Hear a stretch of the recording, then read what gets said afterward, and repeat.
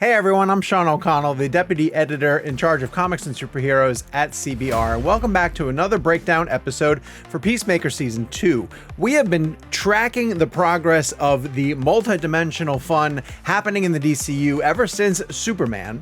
Or Metropolis, or planet Earth if you don't get here soon.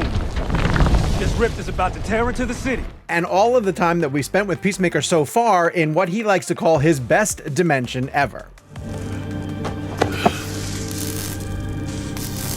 But in the latest episode of Peacemaker Season 2, Episode 4, titled Need I Say Door, James Gunn went ahead and unlocked a brand new room for him to play around with, and as is usually the case with this filmmaker, it involves little weird creatures. Needless to say, we're going to have to get into spoilers for Peacemaker Season 2, everything up through Episode 4 at this point, so make sure that you have watched the latest episode before you continue on. We're going to talk about everything going on in Superman, Peacemaker, and even some teases for things that might come in James Gunn's recently announced Man of Tomorrow, so you're going to make sure that you're up to speed on all of that. And if you're going to stick around here much longer, make sure you hold on to your pants.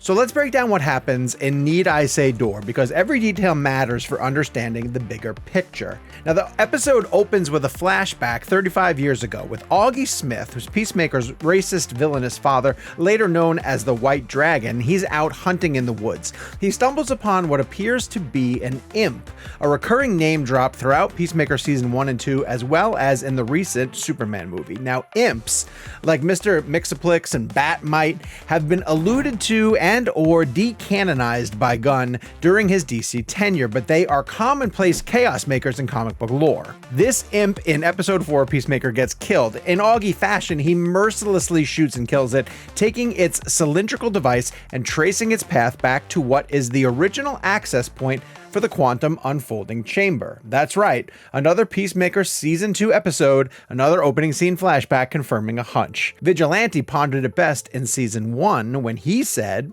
"Well, I guess your dad's pretty brainy for a racist to make a place like this." What we know as the quantum unfolding chamber wasn't invented by the White Dragon. Confirmed. Auggie has been reverse engineering stolen imp tech since the very beginning, which, if we're leery of all the different Auggie versions, leads to this Season 2 Episode 1 exchange with Best Dimension Ever Auggie also appearing very suspect. CRISPR's rummaging around the Munchkin dimension 8 doors down. They're not munchkins, Dad. They're imps. Episode 1, The Ties That Grind, Auggie appears to Chris acting completely clueless about dimensional imps. He doesn't know their names, he doesn't know that they are from the 5th dimension, he plays totally ignorant about their nature. Episode 4 reveals at least one dimension's Auggie knows all, so this is a massive lie that spans decades? We're gonna have to wait and see. And what makes this episode crucial is the reveal of the DCU's true architect and power wielders when it comes to dimensional travel, and how it's been set up since Superman right in front of our super blind faces. Are you telling me you don't recognize what kind of bird that is? Bird blindness? Okay, let's talk about the Superman connection, because here's where things get really interesting. Remember Peacemaker's cameo in Superman? The first time James Gunn's two major DCU properties share screen time? That's just some dimensional imp. That's right, the Justice Gang is fighting a massive, specifically named dimensional imp while Peacemaker blasts Superman on the TV. James Gunn, the same guy who introduced the Infinity Stone lore into the MCU in Guardians of the Galaxy, isn't including a moment like this by coincidence. If the quantum unfolding chamber originated from imps and Superman sets up interdimensional chaos in its Man of Tomorrow sequel, then this has to be deliberate. Gunn's two most precious DC characters carefully placed to hint at their shared future.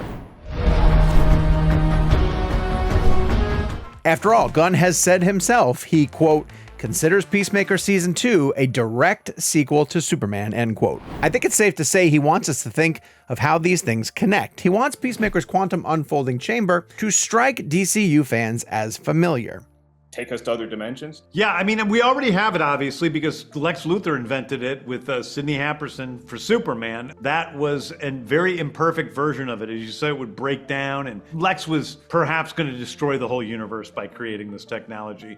This is a much more perfected, version of that technology. And so I think, yeah, it's going to affect everything in the future of the DCU. It isn't so much about a multiverse.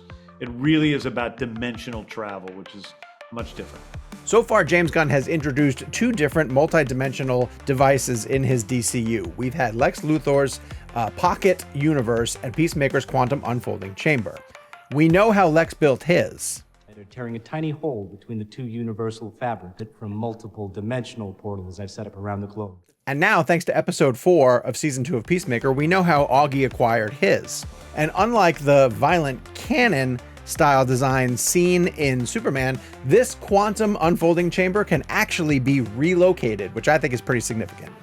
As differently depicted as both of the technologies are so far to this point, both the pocket chamber from Superman and the quantum unfolding chamber that we've seen in Peacemaker season 2, I think we can all agree that if they fall into the wrong hands of Argus necessarily, and someone like Rick Flag Sr. were to use this technology to control Superman or get his revenge against Peacemaker, all of these things just have me believing that Mr. Terrific is eventually going to say, This is why you don't create a damn pocket universe.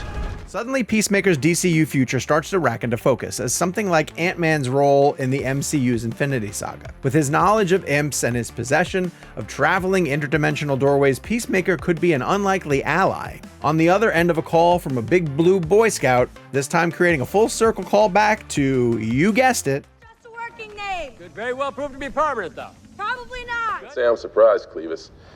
It's guys like this, they always get a whole bunch of dark, ugly secrets. Luthor's pocket dimension disaster in Superman, the quantum unfolding chamber instability in Peacemaker, dimensional rifts opening. Could this all be James Gunn paving the way to the DCU's first major crisis involving interdimensional imp war? Rather than a more traditional supervillain? Gunn did recently appear on the Howard Stern Show to tease the new Man of Tomorrow entry in the Superman saga, and he said it will pose an unusual threat that forces a Lex-Superman team-up.